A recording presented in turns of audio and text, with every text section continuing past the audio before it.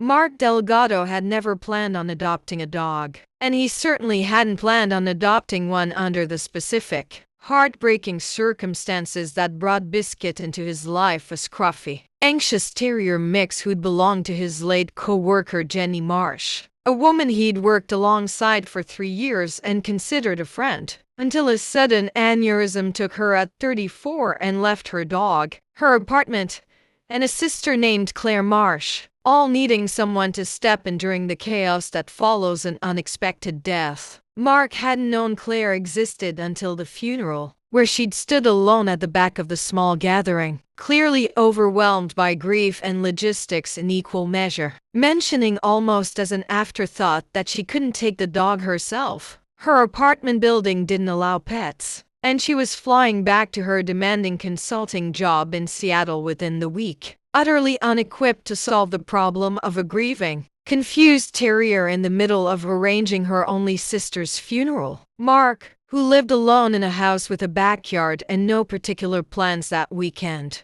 had volunteered before he'd fully thought it through, driven by a grief of his own and a simple, uncomplicated desire to do something useful in the face of a loss that otherwise felt entirely outside his control. He didn't know, standing in Jenny's cluttered apartment holding a leash, attached to a dog who clearly didn't understand where his person had gone, that Biscuit would become the reason. Claire Marsh kept finding excuses to fly back to Millbrook over the following months. He didn't know that a grieving terrier would become the unlikely bridge between two people who had nothing in common except a shared loss and a growing, cautious affection neither of them expected to find in the wreckage of a funeral neither of them wanted to be attending. Mark had spent the years since his own divorce, 4 years earlier, building a quiet, deliberately uncomplicated life, a steady job as a high school history teacher, a small circle of close friends, a house he'd bought, specifically because it had a yard he'd never quite gotten around to using for anything beyond mowing. His marriage had ended not in dramatic betrayal but in the slower, sadder way of two people realizing, over several years, that they wanted fundamentally different things. And Mark had emerged from the divorce with a wariness about big, emotional risks that had quietly calcified into a kind of comfortable, controlled loneliness he rarely examined too closely. Claire Marsh had built her adult life around the opposite instinct: constant motion, a demanding consulting career that kept her traveling most weeks, a deliberate strategy, though she rarely admitted this even to herself, for avoiding the quieter, harder work of sitting still with anything difficult. She and Jenny had been close as children, drifted apart in the ordinary way siblings sometimes do once careers and distance intervened, and Claire had spent the weeks since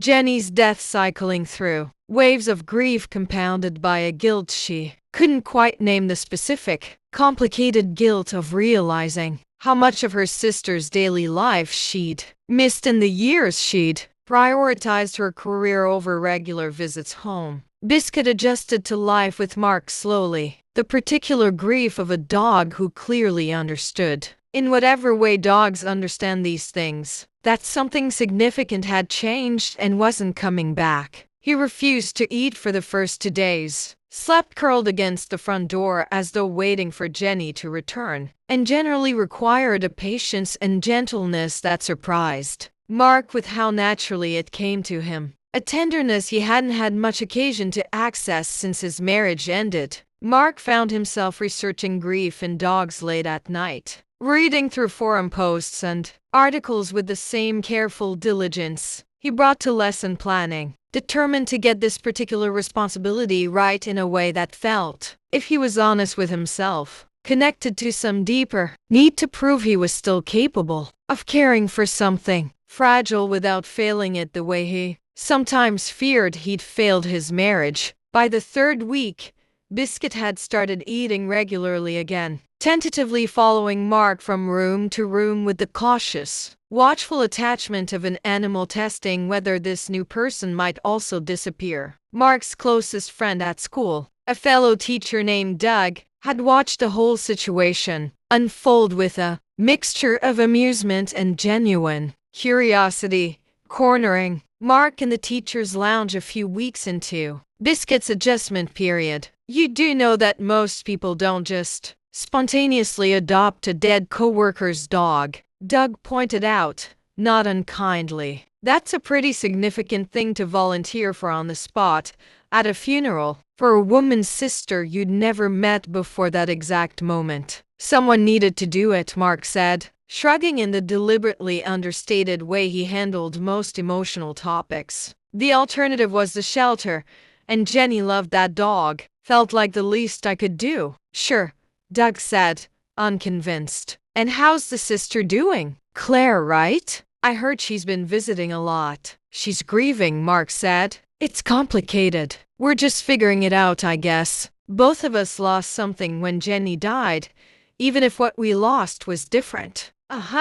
Doug said, in the particular tone of a friend who suspected there was more to the story than Mark was willing to admit yet, though he let the subject drop, sensing correctly that Mark needed more time before he'd examine his own feelings honestly, let alone discuss them. Claire called to check on the dog more frequently than strictly necessary during her first weeks back in Seattle, ostensibly practical calls about feeding schedules and vet appointments that gradually, without either of them quite naming the shift, became genuine conversations about grief, about Jenny, about the particular strangeness of losing someone, before either sister had gotten around to saying all the things people assume they'll have time to eventually say. He still sleeps by the door most nights, Mark told her, 3 weeks in during one of these calls. That had stretched well past the actual dog-related business that prompted it. I moved his bed twice, and he just drags it back. I think he's still waiting for her. I know the feeling, Claire admitted, her voice catching slightly. I keep almost calling her, some evenings, like my hand just automatically reaches for the phone before I remember. Claire's first return trip to Millbrook, 6 weeks after the funeral, was ostensibly to finish sorting through Jenny's apartment, a task she'd been putting off with the particular avoidance of someone who knew the process would require confronting grief she'd been managing mostly through distraction. She stayed longer than planned, in part because the apartment held more than she expected emotionally, and in part, though she was slower to admit this to herself, because spending time with Mark and Biscuit had become the unexpected bright spot of an otherwise difficult week. I don't know how to thank you for taking him, she told Mark, the two of them sitting in his backyard while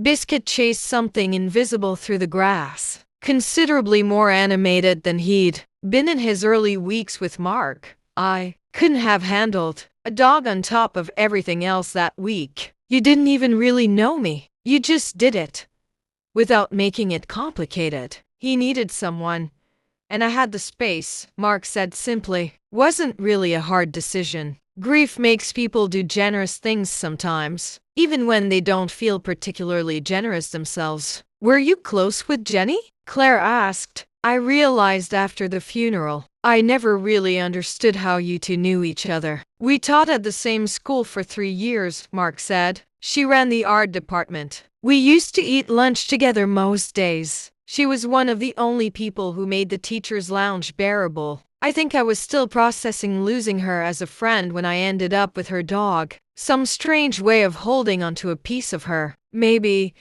even though that probably sounds morbid. It doesn't sound morbid, Claire said quietly. It sounds like exactly what grief actually looks like. Underneath all the practical stuff people expect you to handle. Sorting through Jenny's apartment surfaced things Claire hadn't expected: photo albums documenting years of her sister's life she'd only heard about secondhand during rushed phone calls, art supplies from a hobby Claire hadn't known Jenny had picked back up, a stack of unsent postcards addressed to Claire from a trip Jenny had taken the previous summer, never mailed, apparently because Jenny had decided to just tell her about it in person instead. A plan cut short by the aneurysm before that visit ever happened. I keep finding all these pieces of a life I only knew the outline of, Claire admitted to Mark one evening, sitting amid half-packed boxes in Jenny's living room while Biscuit sniffed curiously at items that clearly still carried his previous owner's scent. We talked every few weeks, sure, but it was always surface level. How's work? How's the weather? Nothing real. I keep finding evidence of an entire person I only knew the highlight reel of, and now I'll never get the chance to know the rest. That's a specific kind of grief, Mark said gently, sitting down beside her among the boxes. Losing someone is hard enough. Losing someone you meant to know better, but ran out of time, that's its own particular weight to carry. Is that how it was with your marriage ending? Claire asked, then immediately looked uncertain about whether the question crossed a line. Sorry,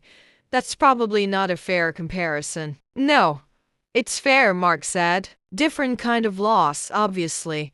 Nobody died, but there's a similar ache too. Realizing you spent years next to someone without actually seeing them clearly, or being seen clearly yourself. I spent a long time after the divorce assuming that meant I just wasn't built for that kind of closeness. I'm starting to think that's not actually true. Claire's visits became a pattern over the following months, spaced every few weeks around her travel schedule, each one stretching slightly longer than the last, ostensibly to spend time with Biscuit, but increasingly, undeniably to spend time with Mark. They fell into an easy rhythm during these visits: weekend hikes with Biscuit, quiet dinners that ran long with conversation, the particular comfort of two people who'd found in each other someone who understood exactly the specific shape of losing Jenny without needing lengthy explanation. I keep making excuses to come back here,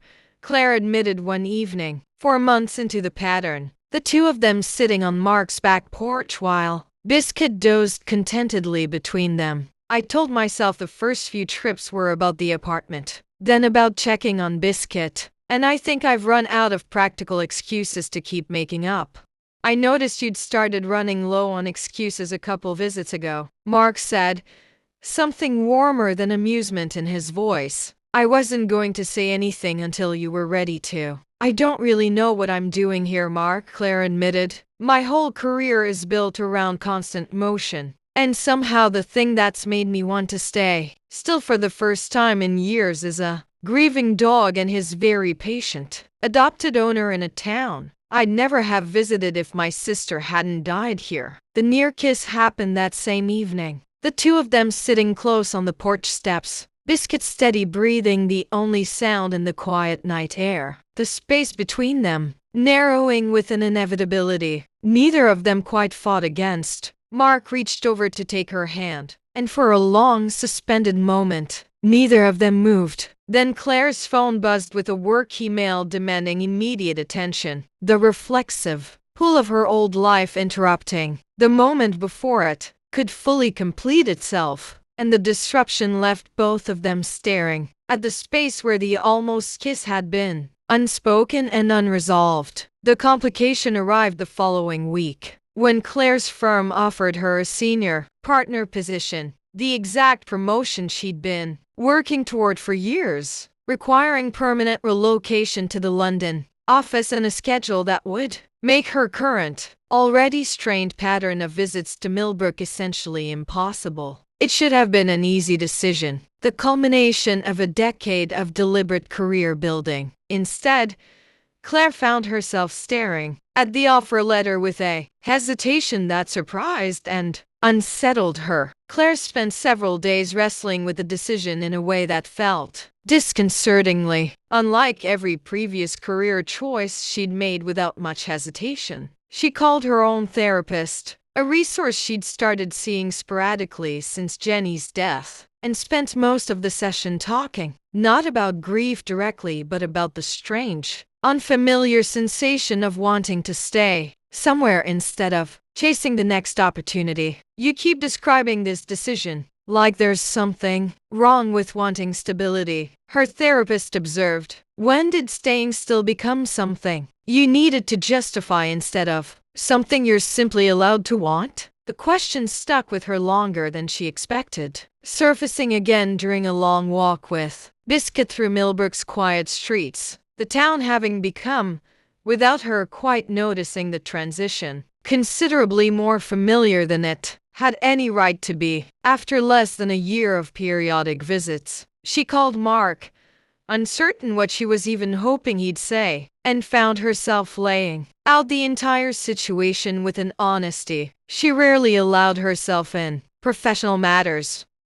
"I don't want you to make this decision based on me," Mark said carefully, though something in his voice suggested the words cost him considerably more than their measured tone let on. "That's not fair to either of us, or to your career. This is the job you've worked toward for years." "I know," Claire said, "and a year ago, I would have taken it without a second thought. But Mark, I've spent my entire adult life running from stillness, and somehow the first time, I actually wanted to stay somewhere instead of running toward the next opportunity. It was here, in a town I only visited because my sister died. I don't know what that means exactly, except that I don't think I can keep pretending the promotion is obviously the right choice anymore." She flew back to Millbrook that weekend instead of giving her firm an answer, finding Mark in his backyard where Biscuit, now fully settled into his new life, greeted her with the enthusiastic, uncomplicated joy dogs offer, regardless of the complicated human circumstances surrounding them. "I'm turning down the promotion," Claire said,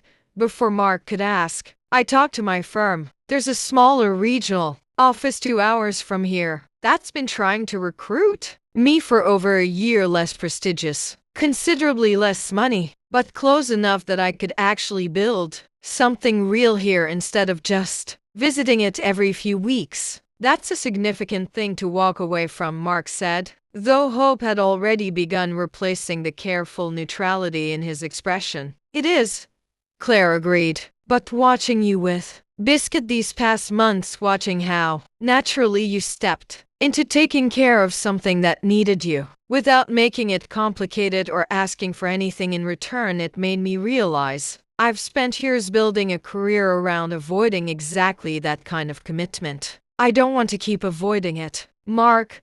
Not the commitment to a place, and not the commitment to you. If you're still interested after watching me almost run off to London first, I've been interested since you started running out of excuses to visit a dog," Mark said, closing the distance between them, Biscuit weaving happily around both their legs as though sensing the moment's significance. When he kissed her, it felt like months of careful, grief-tempered patience finally, deliberately becoming something neither of them was running from anymore. Biscuit, apparently unwilling to be left out of the moment, wedged himself between their legs with an insistent bark that broke the kiss into shared laughter, both of them kneeling to scratch behind his ears, the small, undignified interruption somehow feeling like exactly the right note for a relationship that had, after all, started because of him. A year later,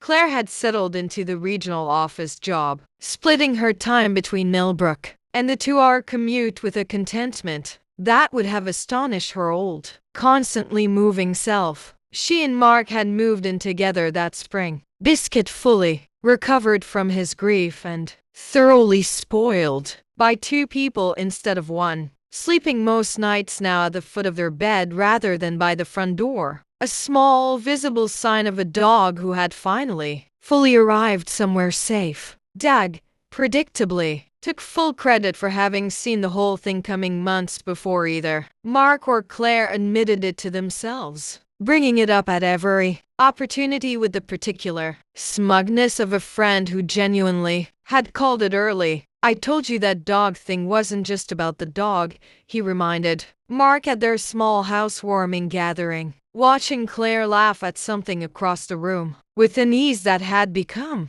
entirely natural over the past year. "You're welcome, by the way, for not saying I told you so more than approximately 40 times. "You've said it at least 40 times, Mark pointed out. 41 then, Doug conceded, grinning. "Seriously though, I'm glad you found this. You deserved it."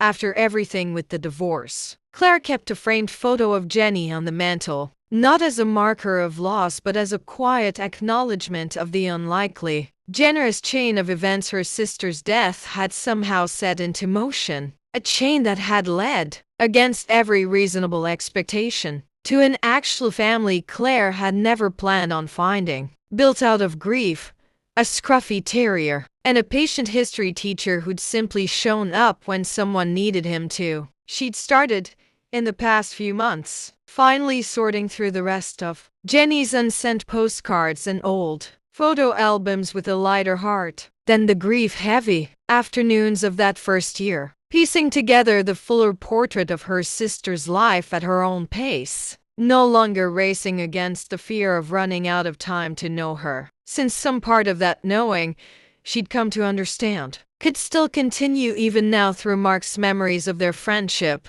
through the dog who still occasionally chased his tail in the exact way Mark said reminded him of Jenny's own laugh, through a family Jenny herself had unknowingly helped build in the last generous act of leaving behind a dog who needed someone, and finding, in the process, exactly the right to people to need him back.